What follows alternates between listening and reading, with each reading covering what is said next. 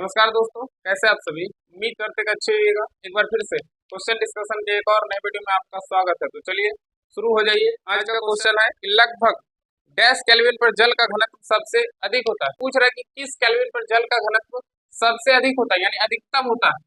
तो देखिए जल के घनत्व, जल का घनत्व अधिकतम जो होता है वो 4 डिग्री सी पर होता है। अधिकतम होता है वो 4 डिग्री सी पर होता है, यानी जल का घनत्व जो होता है अधिकतम होता है 4 डिग्री सेल्सियस पर। और हमसे पूछ रहे हैं केल्विन में बताइए, तो इस सेल्सियस को केल्विन में बदल दीजिए। तो देखिए सेल्सियस को अगर केल्विन में बदलना है, यानी सेल्सियस को केल्विन में बदलना है तो कुछ नहीं करना है, सिर्फ सेल्सियस जो दिया रहेगा उसमें 273 जोड़ देना, प्लस 273। यानी सेल्सियस से केल्विन में जाना है तो जो दिया रहेगा सेल्सियस में उसमें 273 जोड़ देना है, केल्विन बदल जाएगा। और अगर केल्विन से सेल्सियस में आना है, केल्विन से सेल्सियस में आना है तो इसमें 273 घटा देना। यानी अगर केल्विन में दिया रहे और उसको सेल्सियस में बदलना है तो 273 घटा देना है। और अगर सेल्सियस में दिया रहे केल्विन में बदलना है तो 273 जोड़ देना। अगर आपको एग्जाम हॉल में नहीं याद रहे तो देखिए कैसे याद करिएगा। पहले सी तब के, पहले सी तब के, यानी सेल्सियस छोटा है केल्विन बड़ा है, तो सेल्सियस से केल्विन में जाना है तो छोटका से बड़का में जाना है। तो जोड़ेंगे, कितना जोड़ेंगे 273। और ये बड़का से छोटका में आना तो 273 क्या करना है, घटा देना। अब देखिए इस डिग्री सी यानी सेल्सियस से केल्विन में जाना है, तो सेल्सियस से केल्विन में जाना है तो 273 क्या करेंगे, जोड़ देंगे। तो 4 अब प्लस 273 जोड़ दीजिए 273। अब ये कितना होगा 277 केल्विन। यानी जल का घनत्व जो होता है अधिकतम होता है, सेल्सियस में पूछे तो 4 डिग्री सी पर और केल्विन में पूछे तो 277 केल्विन। तो बता दीजिए इसका आंसर क्या होगा। देखिए पहला ऑप्शन है 273 केल्विन, नहीं 277 केल्विन। बी ऑप्शन है 227 केल्विन, ये भी नहीं होगा। और सी ऑप्शन है 277 केल्विन। तो इसका आंसर क्या होगा, ऑप्शन सी। नेक्स्ट क्वेश्चन है कि 37 डिग्री सी तापमान लगभग डैश के बराबर होता है। तो देखिए 37 डिग्री सी जो तापमान होता है वो लगभग फ़ारेनहाइट में 98.6 डिग्री फ़ारेनहाइट के बराबर होता है। यानी 98.6 डिग्री फ़ारेनहाइट के बराबर होता है। अगर आप ऐसे नहीं याद रखना चाहते तो देखिए ये कहाँ से आया है, इसका एक फार्मूला होता है। फार्मूला होता है C-0/100 - 0 बराबर K-273 बट्टा 373 -273। उसके बाद होता है F-32 बट्टा 212 -32। और एक और होता है R-0 बट्टा 80 -0। यानी फार्मूला होता है C-0 बट्टे 100 -0 K-273 बट्टे 373 -273 बराबर F-32 बट्टे 212 -32 और R-0 बट्टे 80 -0।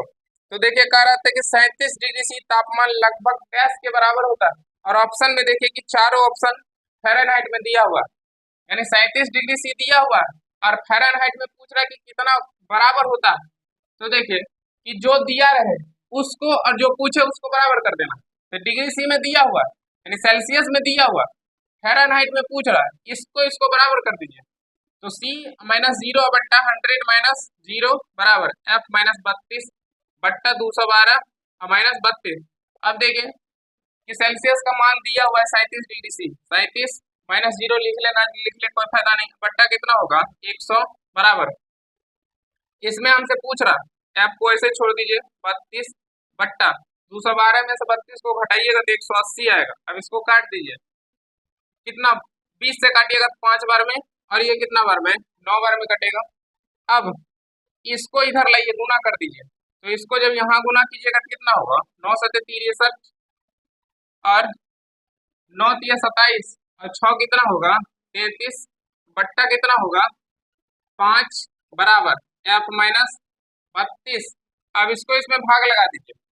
तो भाग लगाइएगा तो कितना आएगा, इसमें लगाइए 5 × 6 = 30, इसके बाद लगाइएगा फिर से तो 3 बचा है, फिर 3 तो 5 × 6 = 30 और फिर 3 बचेगा, फिर 6 बार में लगेगा।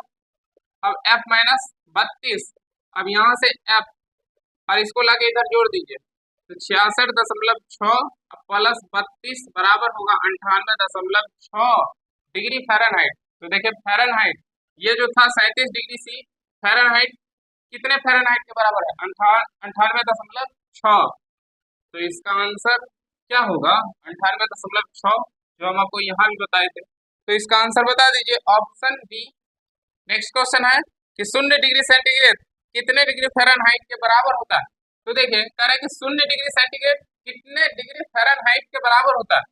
तो देखिए ये जो 100 होगा इसके बराबर होता है, और ये इसके बराबर होता है, और ये इसके बराबर होता है। यानी सबका मैक्सिमम पॉइंट बराबर होता है और सबका मिनिमम पॉइंट बराबर होता है। अब देखिए कि 100 बराबर होता है 373 के, 373 बराबर होता है 212 के, और 212 बराबर होता है किसके? 80 के, और 0 बराबर होगा 273 के, और ये 32 के, और कितना? 0 के। तो देखिए कह रहा था कि 0 डिग्री सेंटीग्रेड फ़ारेनहाइट के कितने डिग्री के बराबर होता है? तो देखिए 0 डिग्री सेंटीग्रेड और फ़ारेनहाइट में देखिए कितने के बराबर होता है? 32 के। तो इसका आंसर क्या होगा? 32 डिग्री फ़ारेनहाइट, ऑप्शन डी। नहीं तो आप इसको सॉल्व भी कर सकते हैं, यहाँ 0 रख के इस दोनों को बराबर कर दीजिए, जो आएगा आंसर होगा, और आएगा 32। नेक्स्ट क्वेश्चन है कि 12 डिग्री सी पर जल की भौतिक अवस्था क्या होती है? तो देखिए कह रहा है कि 12 डिग्री सी पर जल की भौतिक अवस्था क्या होता है? तो जल की अवस्था की बात करें तो जल की 3 अवस्था है, एक ठोस, द्रव और गैस। तो देखिए कि जल की 3 अवस्था होता है, 0 डिग्री सी, ये 100 डिग्री सी, और ये 100 से ज्यादा है, और ये 0 से क्या कम। इधर जाइएगा तो 0 से कम, और इधर जाइएगा तो 100 से ज्यादा। और कह रहा है कि 12 डिग्री सी पर, तो देखिए जल को जब 0 डिग्री सी से कम पर लाइएगा तो बर्फ बन जाता है, बर्फ, और बर्फ बन जाएगा तो ये ठोस हो जाएगा।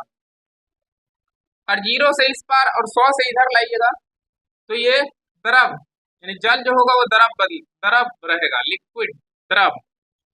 और जब 100 से पार ले जाइएगा, यानी जल के टेम्परेचर को जब 100 से पार ले जाइएगा तो वो जो होता है जलवाष्प में बदल जाता है, जलवाष्प, यानी वो गैस में बदल जाता है।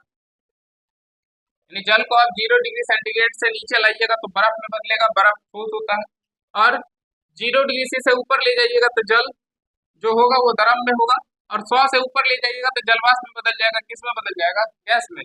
और देखिए कह रहा था कि 12 डिग्री सी पर जल की भौतिक अवस्था क्या है? तो देखिए 12 डिग्री सी किधर आएगा? इधर 0 से नीचे जाइएगा तो 12 आएगा नहीं, 100 से पार जाइएगा तब भी 12 नहीं आएगा। तो 12 जो होगा 0 और 100 के क्या होगा? बीच में कहीं, यहाँ मान लीजिए क्या होगा? 12 डिग्री सी, और 12 डिग्री सी जो है 0 और 100 के बीच में है। तो 0 और 100 के बीच में जब भी होगा जल होगा, किस अवस्था में होगा? द्रव अवस्था में। तो बता दीजिए इसका आंसर क्या होगा? द्रव, ऑप्शन सी। अगर 100 के पार होगा तो गैसीय अवस्था में होगा, और 0 से कम होगा तो ठोस अवस्था में होगा। नेक्स्ट क्वेश्चन है कि -200 डिग्री सेल्सियस डैश फ़ारेनहाइट के बराबर होता है। तो देखिए कि हमको अभी बताए थे कि अगर एक का मान दिया रहे, यानी सेल्सियस का मान दिया रहे, केल्विन का पूछे, इस दोनों को बराबर कर देना। सेल्सियस का दिया रहे, फ़ारेनहाइट पूछे, इस दोनों को बराबर कर देना है। सेल्सियस दिया रहे, र्यूमर का पूछे, इन दोनों को बराबर कर देना है। यानी जिसका दिया रहे, जिसका पूछे, उस दोनों को आपस में क्या करना है? बराबर कर देना है। तो देखिए कह रहा था कि -200 डिग्री सेल्सियस डैश फ़ारेनहाइट, यानी डैश फ़ारेनहाइट के बराबर होता है। सेल्सियस दिया हुआ है -200 डिग्री सी, और कह रहा है कि फ़ारेनहाइट के बराबर होगा, तो इस दोनों को आपस में बराबर कर दीजिए। तो C - 0 बट्टा 100 - 0 बराबर F - 32 बट्टा 212 - 32। अब देखिए सेल्सियस का मान दिया हुआ -200 डिग्री सी, और 0 लिख ले ना लिख ले कोई फायदा नहीं है, नीचे कितना होगा? 100 बराबर, यानी 100 में से 0 जाएगा तो 100 बराबर F - 32 बट्टा 212 - 32 कितना होगा? 80। अब इसको काट दीजिए, 20 से काटिएगा तो 9 बार में कटेगा, सॉरी ये 5 बार में कटेगा, और ये 9 बार में कटेगा। अब इसको इधर लाके गुना कर दीजिए, तो जब गुना कीजिएगा तो कितना होगा? -1800 बराबर, इसको इधर लाके गुना कर दीजिए, तो इधर लाइएगा तो गुना कीजिएगा तो कितना होगा? 5F - 32 को 5 से गुना कीजिए तो 5 दूनी 10, और 5 तिया 15, कितना होगा? 16, 160। अब इसको इधर लाके जोड़ दीजिए, -1800 प्लस 160 बराबर 5f। अब यहाँ से इसको सॉल्व कीजिएगा तो f बराबर क्या होगा, 1800 में से 160 जाएगा तो 1800 में से अगर आप 200 घटा देते तो 200 घटा 16 आता है, लेकिन 40 कम घटाना कितना होगा 1640, और माइनस में बट्टा कितना होगा 5। अब देखिए यहाँ अपने मन से 2 से गुना भी कर सकते, नहीं तो इसमें सीधा भाग लगा दीजिए। तो देखिए यहाँ अगर गुना कर देते हैं 2 से गुना कर दीजिए, ऊपर नीचे, मैथ का रूल कहता है ऊपर गुना किए नीचे भी गुना करना पड़ेगा। अब इसको गुना कीजिए, कितना होगा 0 और 4 दूनी कितना 8, 6 दूनी 12, और ये कितना होगा 2 एकम 2 1 3, अब बट्टा कितना होगा 10, और ये माइनस में ये शून्य से ये शून्य खत्म। अब कितना होगा -328 डिग्री फ़ारेनहाइट, यानी -200 डिग्री जो सेंटीग्रेड होगा वो फ़ारेनहाइट में कितने के बराबर होगा -328 डिग्री फ़ारेनहाइट। तो देखिए किस ऑप्शन में है, ऑप्शन बी में। तो देखिए ये फॉर्मूला आप याद रखिएगा कि एक स्केल का मान दिया रहे दूसरे स्केल का पूछे तो जिस स्केल का दिया रहे जिसका पूछे उस दोनों को बराबर कर देना। यानी देखिए इसका फॉर्मूला था c - 0 बटे 100 - 0, k - 273 बटे 373 - 273, f - 32 बटे 212 - 32, r - 0 बटे 80 - 0। आप एक दो बार याद कीजिएगा, याद हो जाएगा। और जो पूछे और जिसका मान दिया रहे उस दोनों को बराबर करके निकाल लेना। अब नेक्स्ट क्वेश्चन है कि पानी का हिमांक बिंदु डैश है। तो देखिए आपसे दो बातें पूछेगा, पानी का हिमांक बिंदु पूछेगा और दूसरा पानी का क्वथनांक बिंदु पूछेगा। तो देखिए पानी के हिमांक बिंदु की बात करें, पानी का हिमांक, पानी के हिमांक बिंदु की बात करें तो इसका हिमांक बिंदु होता है 0 डिग्री सी, यानी सेल्सियस में पूछे थे 0 डिग्री सी, केल्विन में पूछे तो 273 केल्विन, और फ़ारेनहाइट में पूछे तो 32 डिग्री फ़ारेनहाइट, और अगर न्यूमर में पूछे तो 0 डिग्री आर। अगर पानी का हिमांक पूछे, हिमांक बिंदु उस बिंदु को कहा जाता है जिस बिंदु पर पानी जमना प्रारंभ कर दे उसे हिमांक बिंदु कहा जाता है। तो पानी का हिमांक सेल्सियस में पूछे तो 0 डिग्री सी, केल्विन में पूछे तो 273 केल्विन, फ़ारेनहाइट में पूछे तो 32 डिग्री फ़ारेनहाइट, और न्यूमर में पूछे तो 0 डिग्री आर। और पानी के क्वथनांक की बात करें, पानी का क्वथनांक, पानी के क्वथनांक की बात करें तो पानी के क्वथनांक का मतलब होता है जिस बिंदु पर खौलना प्रारंभ कर दे उसे क्वथनांक बिंदु कहा जाता है। तो देखें क्वथनांक बिंदु की बात करें तो सेल्सियस में 100 डिग्री सी, केल्विन में 373 केल्विन, और इधर फ़ारेनहाइट में पूछे तो 212 डिग्री फ़ारेनहाइट, और न्यूमर में पूछे तो 80 डिग्री आर। ये सभी बिंदु आपस में क्या होता है बराबर होता है, यानी हिमांक बिंदु सबका आपस में बराबर है और क्वथनांक बिंदु सबका क्या आपस में बराबर है। यानी 0 डिग्री सी बराबर 273 केल्विन बराबर 32 डिग्री फ़ारेनहाइट और बराबर 0 डिग्री आर, और इधर क्वथनांक में 100 डिग्री सी बराबर 373 केल्विन बराबर 212 डिग्री फ़ारेनहाइट और 80 डिग्री आर। तो देखिए पूछ रहा था कि पानी का हिमांक बिंदु क्या है, तो देख लीजिए पानी का हिमांक बिंदु क्या है। सेल्सियस में होगा तो 0 डिग्री होगा, केल्विन में होगा तो 273 केल्विन होगा, फ़ारेनहाइट में होगा तो 32 डिग्री फ़ारेनहाइट होगा, और रीमर में होगा कितना होगा 0 डिग्री आर।